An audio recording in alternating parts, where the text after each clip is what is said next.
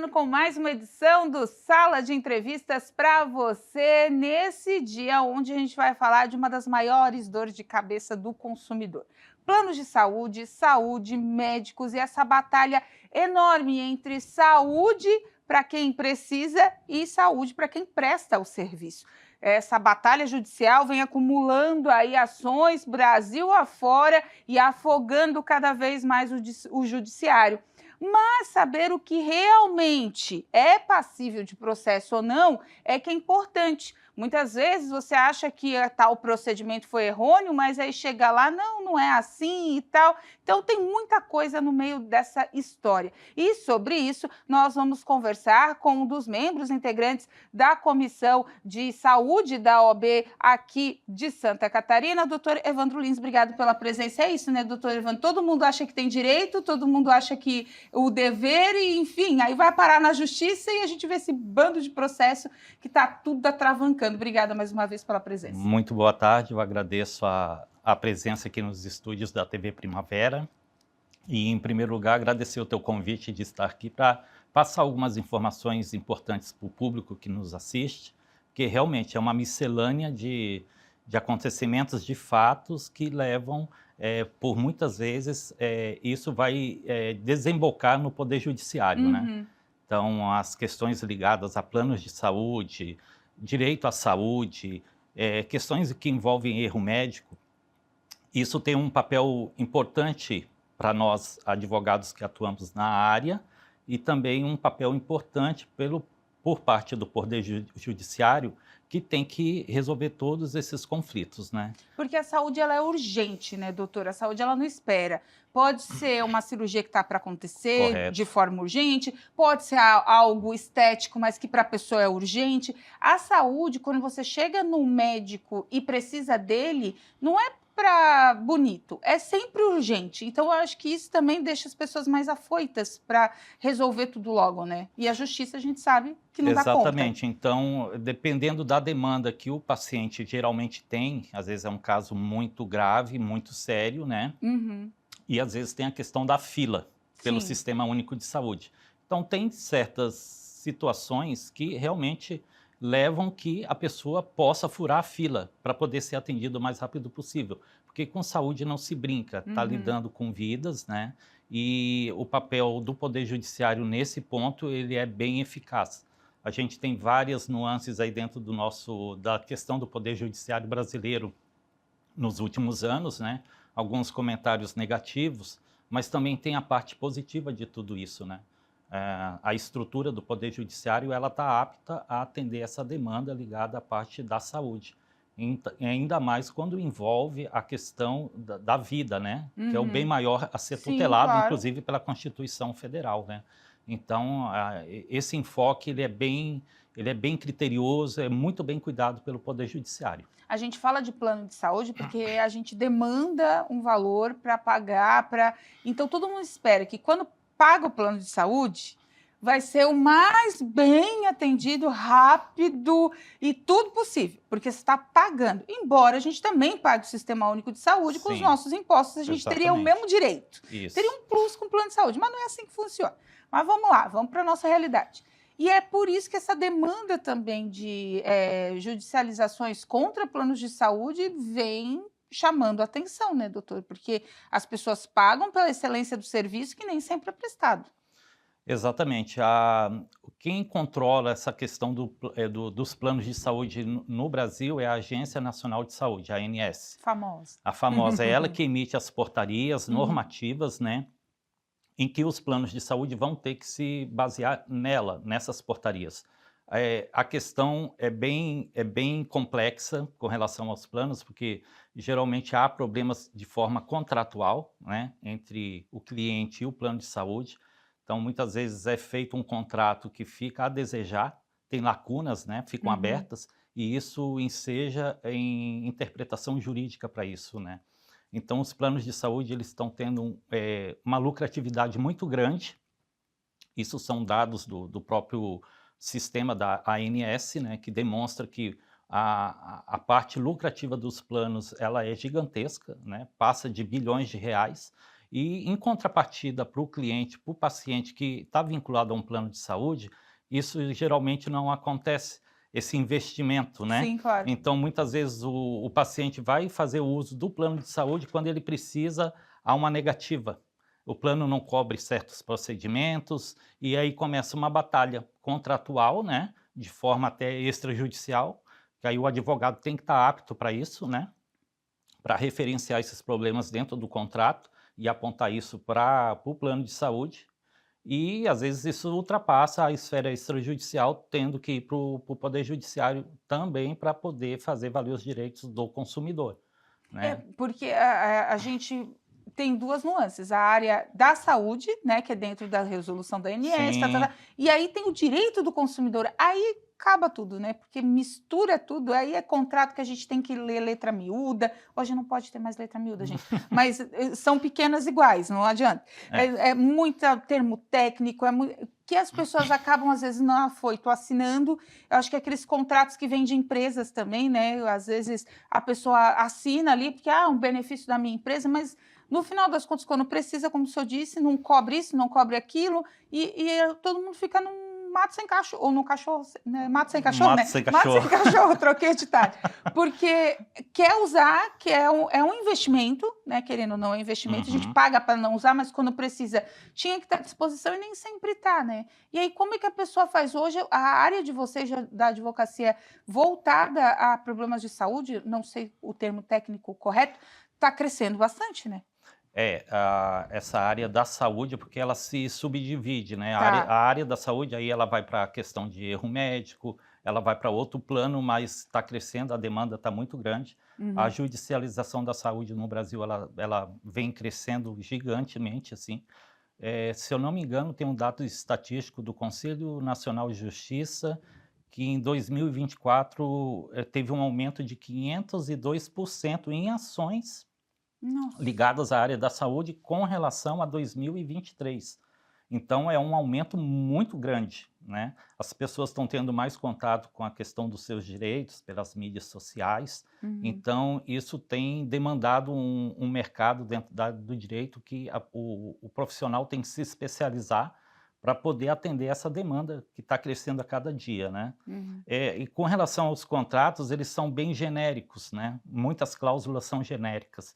Então, às vezes, é como você falou, né? A pessoa vai lá, assina, não faz uma leitura do contrato, né? Uhum. O ideal era pegar esse contrato e levar para um profissional da área do direito para poder fazer uma análise sintética dele, ver o que tem ali de falhas, né?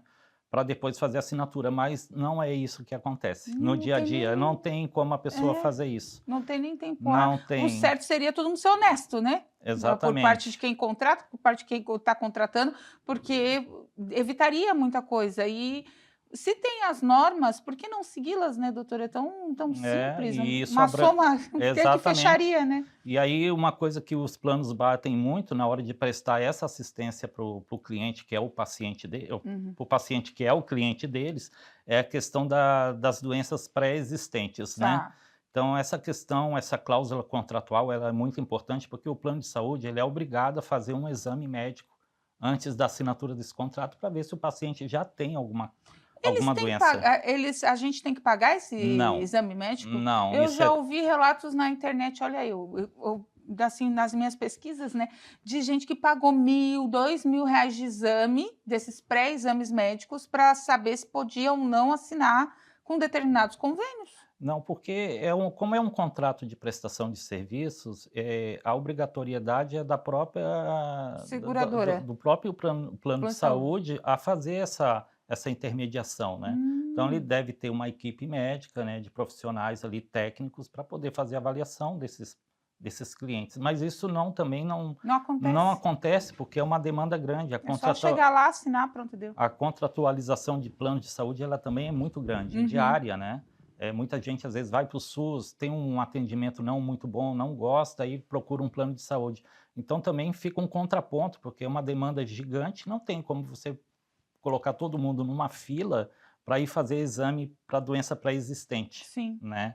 Então, mas esse é um ponto muito importante, porque isso acaba invocando ali o Código de Defesa do Consumidor, né. Então aí começa toda a luta, toda a batalha em cima dos direitos do consumidor com relação a essas irregularidades contratuais, né? E no caso, doutora, quando há erro médico, só que eu entrei pelo plano de saúde, quando a gente entra pelo SUS, a gente já sabe que vai lá processar o governo. Mas quando entrei no hospital, aconteceu a minha cirurgia, deu algum problema, foi constatado depois de tudo erro médico.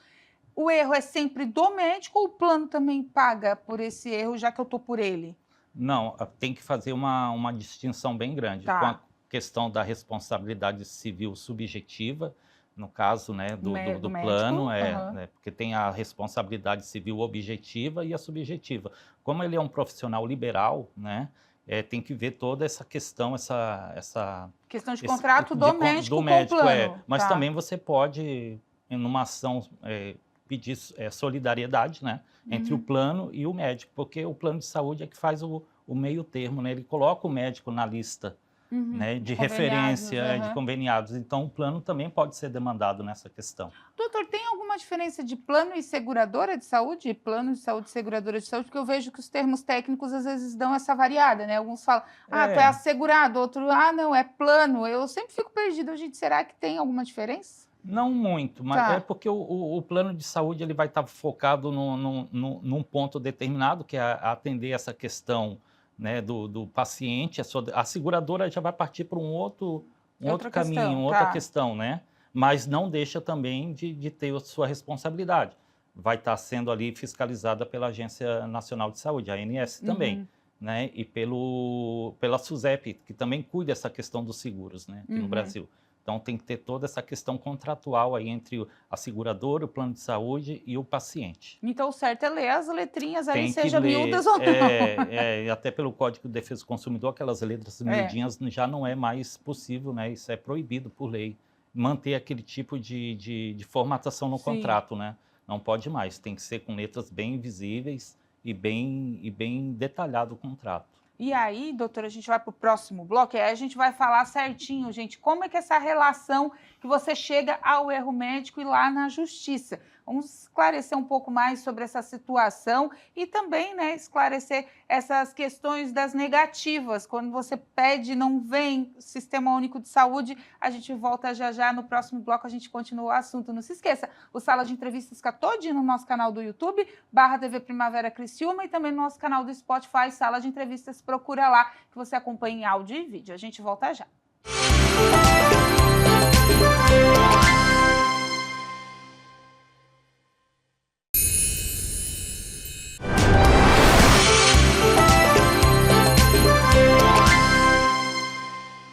De volta com o nosso Sala de Entrevistas, hoje conversando com o advogado Evandro Lins, que é da subseção de Criciúma, da parte do direito médico. Então, ele sabe tudo dessa área, porque está chegando cada vez mais broncas para eles resolverem nesse quesito. E a gente está aqui para esclarecer algumas dúvidas. Doutora, a gente falou bastante plano de saúde, mas aí a gente chega no total, né? Como a gente queria falar, erro médico. Como é que eu sei que o médico errou comigo? É por dedução? É porque realmente eu estou sentindo algo diferente? É porque ele me prometeu e não cumpriu? Como é que as pessoas chegam à denominação erro médico? É como eu vim até conversando com você, a Uhum. questão do erro médico, nem tudo vai ser erro médico, Sim. né? As pessoas às vezes fazem uma interpretação errada, mas de fato pode acontecer em situações extremas que ocorra alguma falha do profissional dentro da conduta dele, né? Uhum. Então, o erro médico ele também é uma parte do direito que a gente analisa bem complexa, né? Então, vai depender muito da situação em que a pessoa teve esse atendimento com o profissional, o que se deu dentro desse atendimento, se aquela conduta do profissional ela foi omissa, se ela foi negligente, se ele teve imperícia, imprudência, né? E se isso trouxe um dano para a pessoa. Então, se a partir daquele momento que ela passa por um procedimento e esse procedimento não deu certo, e aquele procedimento traz um dano para ela, tanto na esfera material como psicológica, que é o dano moral em Uhum. si, aí pode se configurar erro médico. Mas só que para configurar erro médico, tem vários quesitos a serem cumpridos nisso daí, né? A Uhum. gente tem que analisar essa conduta, como é que ela foi, através do prontuário médico, né? Do termo de procedimento, o termo esclarecido, né? que o médico faz, que ele produz e o Isso paciente daí assina. muita gente assina e nem sabe o que está assinando, né? O termo de esclarecimento, ele tem que ser um termo muito bem feito. Hoje, o que acontece, muitos profissionais da área médica, eles pecam porque eles pegam cópias na internet, Prontas ali. cópias prontas, e o certo seria ter um profissional da área do direito para poder avaliar o termo dele, produzir um termo consistente, Específico. concreto, específico, para que não abra margem de interpretação, né? Porque quando a gente vai fazer igual cirurgia no SUS, chega lá um monte de papel, vai assinando, vai assinando, vai assinando, vai assinando. Você não sabe nem o que tu está assinando ali. E no particular também, às vezes chega, tem que assinar isso, tem que assinar aquilo, e no meio tá ali o consentimento médico, tá ali tudo que tu pode acontecer. Eu lembro que uma vez eu fui fazer uma cirurgia, me vieram com uns 3, 4 folhas, assim, meu Deus, e tinha que ter testemunha para assinar. Foi a primeira vez que eu me conscientizei que tinha realmente esse tipo de procedimento. Aí eu fui ler, parei, um amigo meu que foi minha testemunha falou, tu já leu tudo que tem aqui? Eu falei, nem li, assina aí, eu vou precisar da cirurgia mesmo? E é o que acontece que muita gente, as pessoas nem naquele afoito de, ou por estética, né, que a gente sabe que tem muito erro médico relacionado à questão da estética, ou então na saúde ali, assino pronto e deu, vou lá, o médico sabe o que faz. Mas esse é o perigo também, né, doutor? O termo de consentimento esclarecido, ele, dentro de uma visão do direito, ele tem que ser bem individualizado, inclusive seguir as normas da LGPD, que é a Lei Geral de Proteção de Dados. Exatamente. Então, o profissional médico, ele tem que se atentar que é um documento, ele é muito específico, ele não pode ser um documento aleatório, feito de qualquer jeito, só para preencher folha de prontuário médico. Ele tem que ser bem individualizado, inclusive para os médicos que trabalham com procedimentos particulares. Esse termo tem que ser bastante focado naquele procedimento que ele vai fazer, para que o paciente seja bem informado, que a questão toda aqui é passar informação para o paciente, uma informação direta, que ele entenda os riscos e benefícios daquele procedimento. E está apto a responder tudo aquilo ali, né? Isso deveria ser feito na consulta pré-cirúrgica, Isso, exatamente, né? fazer na consulta pré-cirúrgica, ler, inclusive, o termo para o paciente, se ele não tiver condições de fazer uma leitura adequada, ler esse termo, até indico gravar as consultas pré-operatórias, né? Porque ter fundamento, o profissional também tem que ter respaldo para isso tudo, né? Porque eles são muito descuidados nessa área, né? A gente vê que os médicos, eles deixam correr a avaria assim, deu, não deu. Eu trabalhei muitos anos, foram 18 anos dentro da área da saúde, eu trabalhei em centro cirúrgico, instrumentava cirurgia para profissionais médicos. Esqueci de falar dessa parte, que o doutor já passou por tudo quanto é canto da área da saúde, então ele tem embasamento. Eu trabalhei muitos anos, então assim, quando vinham os prontuários para dentro da sala cirúrgica, que a gente, conforme eu fui estudando direito, eu fui vendo, é um documento assim que tem uma lacuna gigantesca aberta para você poder interpretar várias coisas ali dentro, né? Então, o médico, geralmente, às vezes, na correria do dia a dia dele e da pressão que ele também sofre, claro, tá, né, sobre vidas, ele está lidando com vidas, e ele tem que, às vezes, mostrar muito resultado para isso também, né? Para o paciente e para a instituição onde ele trabalha. Esse documento é passado desapercebido. A atenção, a importância que esse documento tem dentro do prontuário. Ele é muito importante. Não é uma simples folha de papel ali com algumas cláusulas, alguns entendimentos, algumas orientações, não. Então, eu dentro da minha prática profissional, dentro da instituição hospitalar, eu também fui técnico de enfermagem e instrumentador cirúrgico, eu via muitas falhas nesse contexto, né? Então, esse termo aí, ele é um documento muito, muito importante, que tem que ser bem elaborado, bem produzido, bem analisado, né? Para poder passar a informação para o paciente e o médico também poder se resguardar de possíveis problemas jurídicos, né? Que a gente nota, né, que cada vez mais as pessoas estão nesse afoito de judicializar tudo, né? Sim. Respirou errado, não gostei, vou te processar. Então, ficou banalizado o processo, seja em qualquer esfera. Na área da saúde, não estou dizendo que está banalizado, mas há alguns procedimentos que a pessoa não se cuidou, né? Deveria ter cuidado, mas não cuidou, aí caracteriza como erro médico, enfim.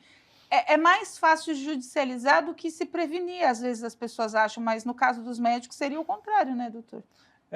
Através de certos procedimentos, né, condutas, a prevenção do profissional, ela é muito importante, Uhum. né, porque ele está colocando a profissão dele, os anos de estudo, Em risco, em né? risco, intercorrências dentro de um atendimento médico podem acontecer, isso é previsto Claro. dentro da literatura médica, inclusive, né, mas falhas grotescas aí descamba para a questão do erro, né, Uhum. que é como eu te falei, aquela questão da imprudência, negligência e imperícia, né? Então, muitos médicos, às vezes, não têm atenção a isso, e isso vai demandar uma ação judicial contra ele.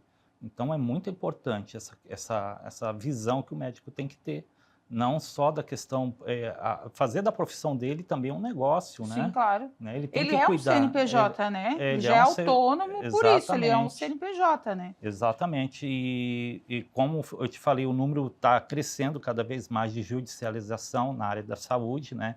É muita coisa, não é erro médico, Uhum. são intercorrências que aparecem, né? Mas também tem aqueles casos que realmente são, aí é erro médico mesmo, por falha grosseira do profissional. E quando não é o erro médico, que a pessoa tá, que a gente também está vendo muito disso, gente processando, falando no decorrer do processo que está fazendo, principalmente em rede social, porque cada um faz, acho que é domínio público Uhum. aquilo ali, né? E acaba falando o nome de médico, e depois a pessoa acaba sendo processada no meio do processo, porque não comprovou ainda que é erro médico, já está falando do médico, enfim, a difamação também acontece nesses casos, né, doutor? Acontece bastante, e acontece também. Então, o ideal é a pessoa ficar neutra, não se manifestar, né, nas redes sociais a respeito disso, se já que ela abriu um processo. Eu sei que tem toda a questão íntima, né, psicológica, Emocional, né? emocional, a pessoa Uhum. fica revoltada, né, mas não se aconselha a ir para uma rede social e fazer um julgamento daquilo que nem se sabe em Uhum. que vai chegar, né. Então, você está antecipando um julgamento de um profissional. E isso também pode gerar uma ação civil contra a pessoa. Então, é como diz, o feitiço vira contra o feiticeiro, né? Exatamente. Isso acontece também, tá? Bastante. Porque não se fica provado o erro médico. E aquele profissional fica manchado. Sim, Cria uma mácula ao redor da profissão não dele. sai nunca. E até ele se levantar disso tudo, demora. Porque essa marca fica, é uma ferida, né? Na Uhum. parte profissional dele. Porque, como o senhor disse, o senhor, né, trabalhou na área da saúde mais intimamente lá dentro do centro cirúrgico. Tem situações que a pessoa entra para fazer uma cirurgia de um encravado e sai sem vida, mas aí já tinha uma sepse que começou. Quantos casos a gente já ouviu de, não estoura espinha porque fulano, ciclano acabou falecendo porque estourou uma espinha e foi parar no hospital, enfim, não voltou mais. Existem N casos, né? A nossa máquina é Uhum. perfeita, mas tem uma hora que ela, com um simples cabelo encravado, ela para de funcionar. E o médico, ele está ali o tempo todo vivendo nesse fio da navalha, né, doutor? Então, assim, pode ser que no final é um erro médico ou não. Então, por isso que tem perícias, né, para fazer, para comprovar se existiu ou não. E aí os pré-julgamentos que complicam a vida da pessoa também, mais do que ela já está sendo Exatamente. prejudicada, né? Exatamente. Quando se chega a uma questão dessa aí que você falou, que a pessoa faz um procedimento simples e Uhum. aquilo e leva ela a óbito, tem que fazer todo um caminho, né? Os familiares dessa pessoa fazer todo um caminho para poder provar que aquele procedimento ele teve uma conduta omissiva do Aham. médico, né? Não foi bem avaliado, foi feito de qualquer jeito, né? Então, isso tudo se vê dentro da questão até do prontuário médico mesmo, se faz essa investigação, se faz um levantamento pericial, para poder ver se realmente isso condiz, né, em mover uma ação, Se a né. pessoa tiver alguma dúvida no atestado de óbito que chegou para ela, porque é uma coisa que a gente não consegue nem quando olha, primeiro com o abalo emocional, Sim. segundo que a maioria das pessoas são leigas, a gente só Uhum. deduz ou então vai lá para a inteligência artificial perguntar, hoje em dia, né, antigamente nem isso tinha. As pessoas elas não contestam, né, ou se contestam, contestam para si ali no velório, depois passou, né, o óbito, né, o laudo do óbito, mas tem como contestar aquilo ali imediatamente, doutor? Caso alguma dúvida surja, eu posso ir no hospital e falar, não estou concordando com isso, qual é o procedimento que eu tenho que fazer? Essa nomenclatura que é colocada ali dentro do óbito, né, da Aham. certidão de óbito, ela pode vir a ser modificada, Ah, mas tá. para isso tem que ser pelo Poder Judiciário. Ah, só depois que Só assinou depois de ali. uma sentença que é visto que realmente houve um erro ali na nomenclatura que foi definido a causa mortis, né? Aham. Então pode ser feita uma modificação dentro desse uma. Mas eu tenho direito a falar com o médico, por exemplo? Igual, meu parente foi lá, passou por um procedimento, ou então entrou, faleceu. Eu tenho o direito de falar com o médico, eu esposa, eu filha, né? Algum parente próximo, né? Não Uhum. vamos abrir para a família toda, mas um parente próximo tem o direito de falar com o médico ou não? Porque eu vejo muito disso. Ah, faleceu o médico, nem apareceu para vir falar comigo. O médico sumiu. Aí gera aquela coisa, foi erro, foi isso, foi assim. Gera aquela. Eu tenho esse direito ou não? Não, Fica. como cidadão, sim, Aham. sim, Mas fica a tem. critério do médico ou o hospital, alguém tem que chamá-lo. Não, você tenta intermediar ali um Aham. contato, né? O médico também tem o Código de Ética Médica, ele tem que seguir esses princípios que Ah, estão tá. estabelecidos ali. É da parte dele uma conduta de atender não só o paciente, né? Nesse caso aí, um paciente que vai a óbito, Uhum. atender os familiares, dar todas as explicações. Ele não pode só assinar um óbito ali, afirmar o óbito, virar as costas e sair, Uhum. né? Mas geralmente em grandes centros, às vezes isso acontece. Em centros mais distantes das capitais, então, é uma coisa terrível, né? Às vezes o médico não fica nem presente, ele Sim. cumpre ali a carga horária do plantão, vai embora, fica uma bagunça, porque os familiares ficam muito Cheio de dúvidas, né? dúvidas, entristecidos com o óbito, né? E não conseguem ter acesso ao médico para tirar algumas dúvidas, algumas questões. Mas é possível, sim. É um direito do cidadão procurar. Ah, tá, é bom saber, é bom esclarecer, porque eu sempre tive essa dúvida da pessoa assim: Uhum. acabou. É como se assim, acabou, Não, não. fechamos, deu, assinei, agora vem o próximo. Uma coisa Mecanizada. mecanizada, né? Não, E não não é pode, assim. né? Não, não pode. O cidadão tem direito de saber o que levou ao óbito do seu familiar. E o Aham. médico tem essa obrigação de responder.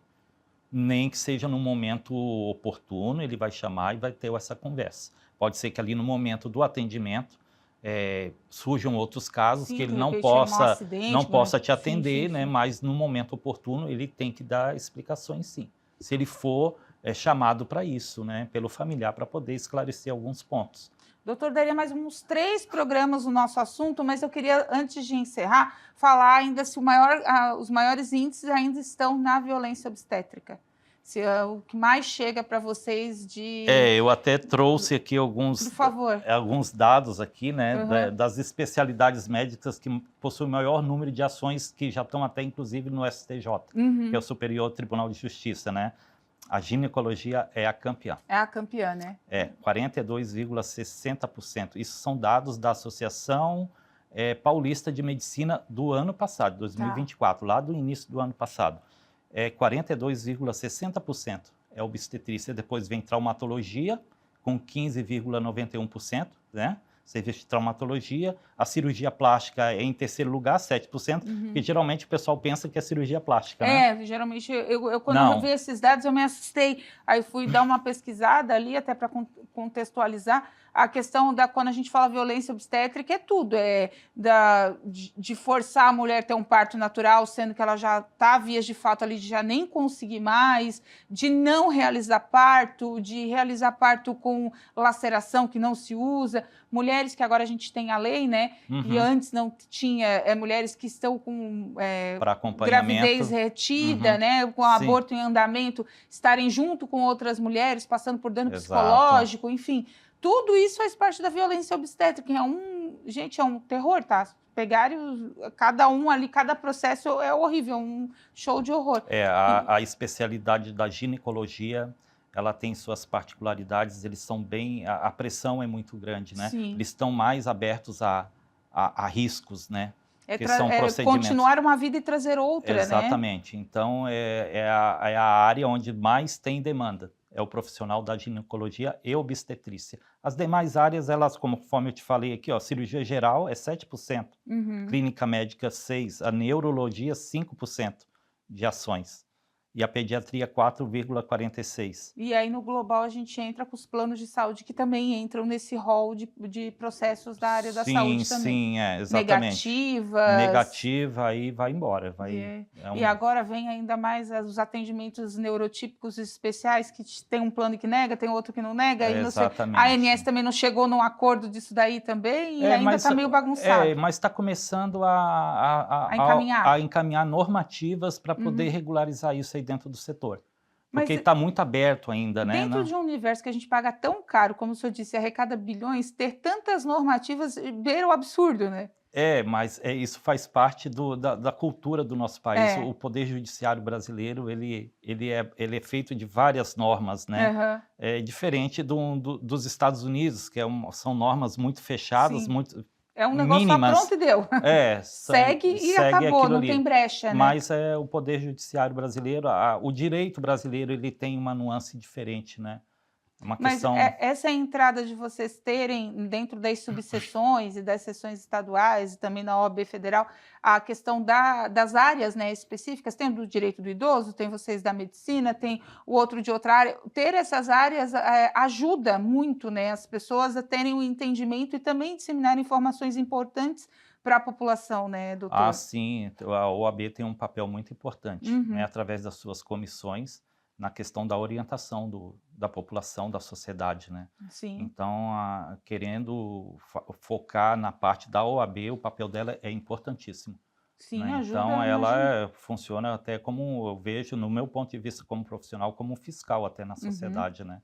Cuidando dessa questão toda, porque envolve direitos, né? Direitos fundamentais, garantias do cidadão, que estão expressos lá na Constituição Federal, e a OAB tem seu papel importante através das comissões.